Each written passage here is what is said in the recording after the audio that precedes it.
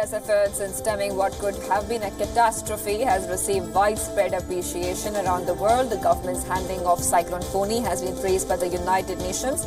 The global body also hailed the Indian Weather Department's pinpoint accuracy in providing early warnings for the cyclone. The storm was the deadliest to hit the country's eastern coast in decades. The UN Office for Disaster Risk Reduction lauded India's disaster preparedness, which included mass evacuations.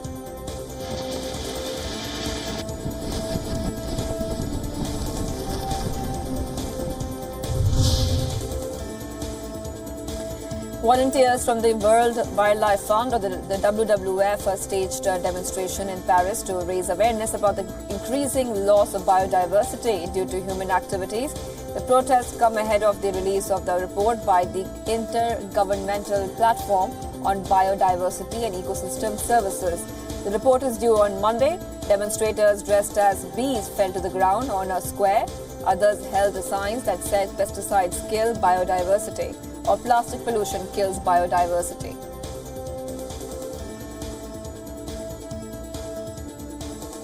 Merci à vous d'être ici.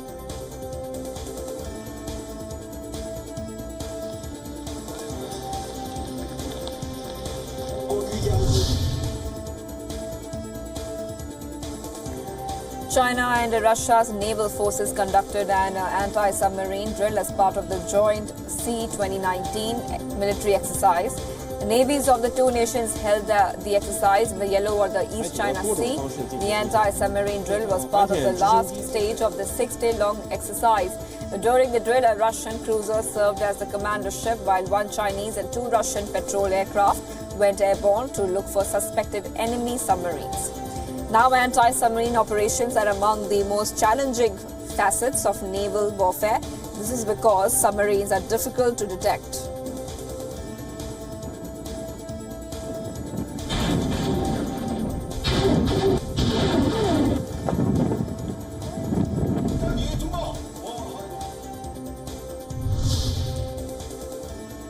North Korea has conducted what is called a strike drill into the East Sea. In fact, it has been supervised by leader Kim Jong-un.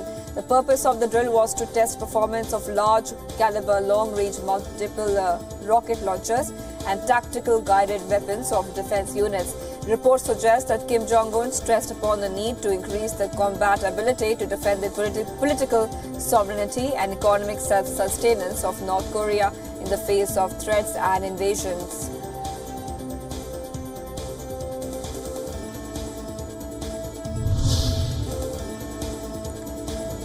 A body has been recovered following an explosion and fire at a factory in the U.S. state of Illinois. Authorities believe that 2 mission people are also dead. The marshal has said that the crews have suspended their search for the other 2 workers due to instability of the structure. 9 employees were inside the plant when the explosion took place. Fire marshal also said that it was not likely that any of the mission workers have survived. Authorities claim that it will take days before crews are able to resume searching. The cause of the explosion is unknown.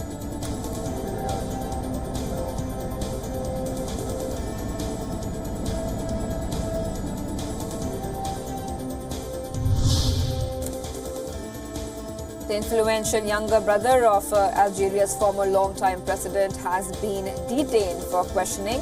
Said Bouteflika served as an advisor to the president for more than a decade. He has been accused of taking the de facto control of the North African state after his brother suffered a crippling stroke in 2013. 2 former intelligence chiefs have also been arrested. The arrests of 3 key figures from Bouteflika's era highlights the ongoing political turmoil in the country.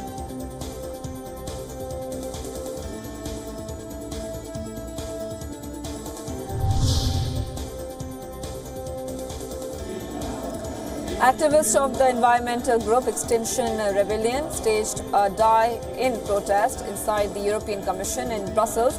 The protesters called for action on climate change by singing the melody of the European Union's anthem, that is Beethoven's Ode to Joy. The group had modified the words of the anthem to adapt to their cause. The protesters lied down in an area reserved for the media Extinction Rebellion is calling for non-violent civil disobedience to force governments to cut carbon emissions.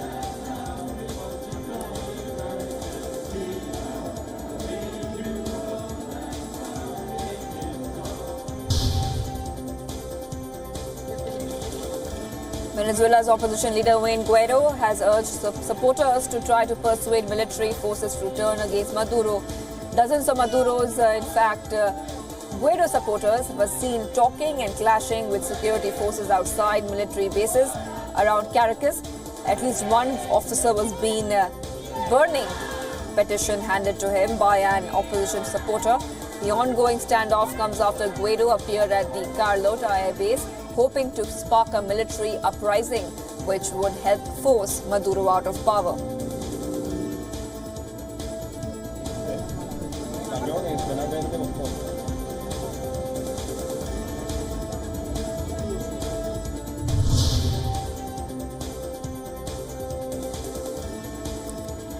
The Cuban-American music producer Emilio Estefan led a vigil in Miami to back Venezuelan opposition leader Juan Guaido's bid to oust President Nicolas Maduro. Estefan told the crowd freedom is coming to Venezuela and thanked those from other Latin American leaders who showed their support. The U.S. is one of the 50 nations who have believed that the re-election held in Venezuela last year was not valid. The countries recognized Juan Guaido as the country's interim president.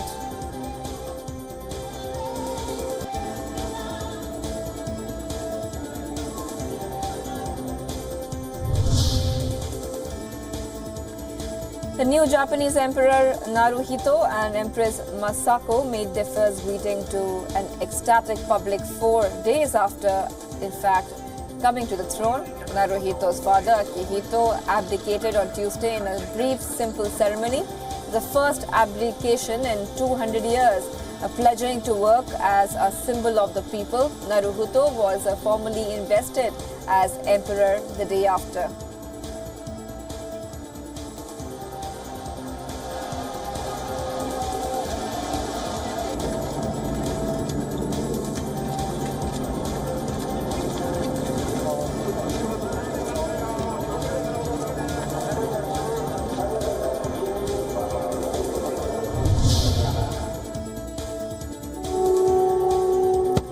Thailand's newly crowned king Maha Vajiralongkorn will greet his subjects in a royal procession today.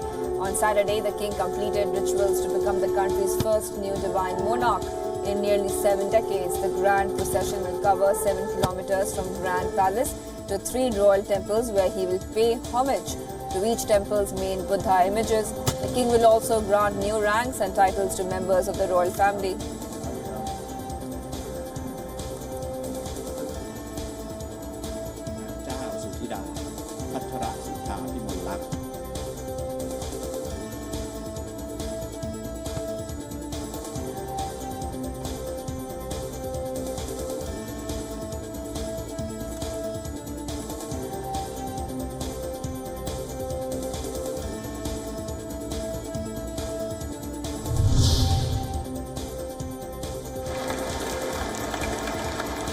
Pope Francis met the new recruits of the Swiss Guard at the Apostolic Palace.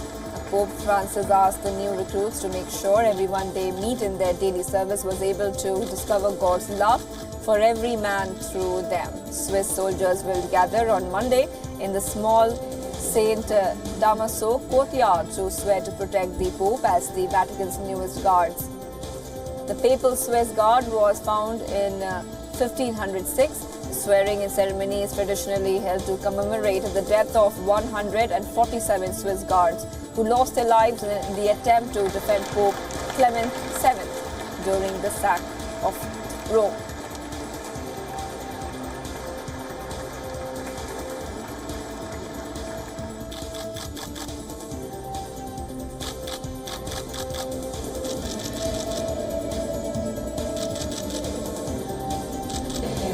¿Cuál es mi número de la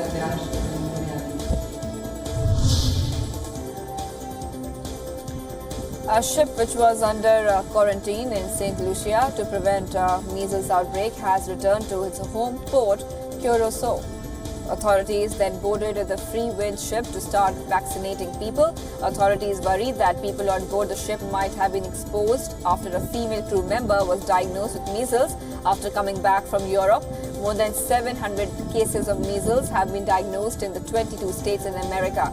Federal officers say that the resurgence is driving the misinformation about vaccine.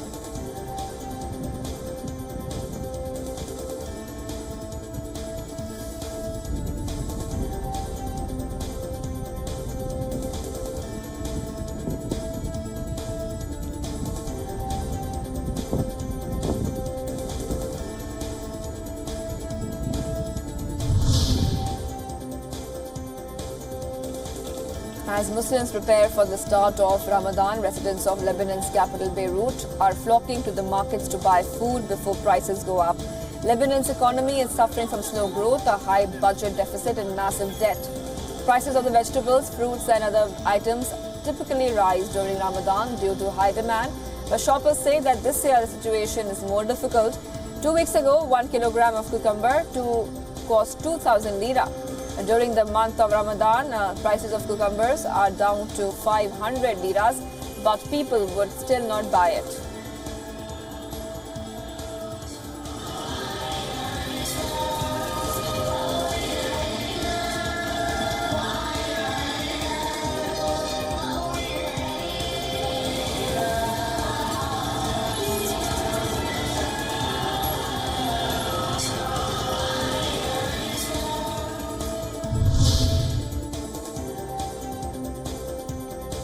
A record-breaking hot summer in UK last year resulted in a jump in 2/3 of local butterfly species. Two of the UK's rarest butterfly species were recorded in their highest numbers since 1976. Numbers of the endangered black hair streak species rose by more than 900%, and the threatened large blue, which multiplied by 58%.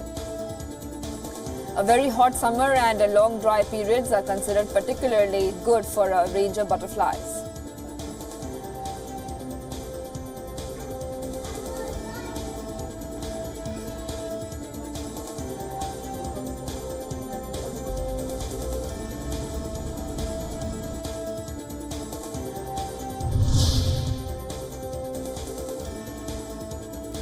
Parts of Germany experienced a sprinkling of snow just weeks before the start of summer. A thin layer of snow greeted residents of Germany's Harz Mountains. A drop in temperatures and ground frost around mid-May is uncommon in Germany. The folklore attributes the phenomenon to ice saints.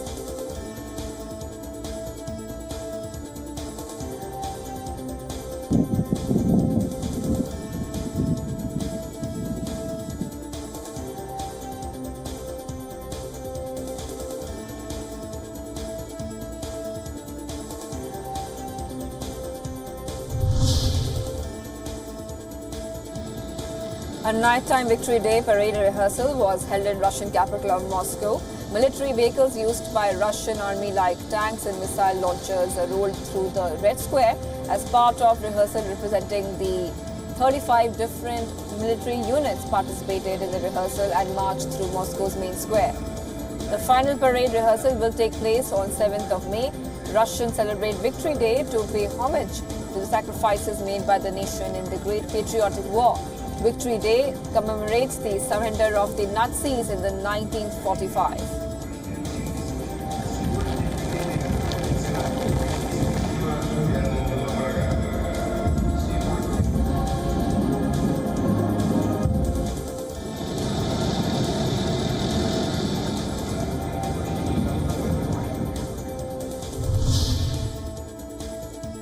Former Pakistan Test captain Shahid Afridi attended the launch of his autobiography called The Game Changer. The event was organized by Pakistan's Karachi.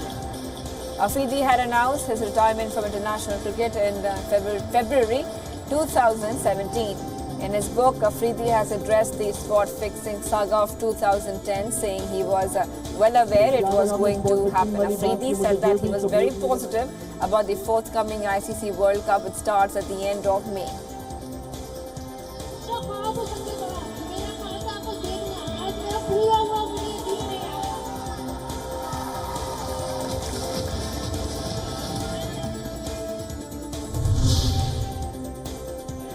Star Wars fans in Taiwan were amazed when President Tsai Ing-wen showed up to the annual meeting. The president shouted slogan, "May the Force be with you." Along with Star Wars fans, Taiwan Star Wars fans meet in Taipei on 4th May every year. They also dress up as their favorite Star Wars character. The Star Wars The Rise of Skywalker, which is set to release in December this year, will be the 9th and final movie of the film franchise.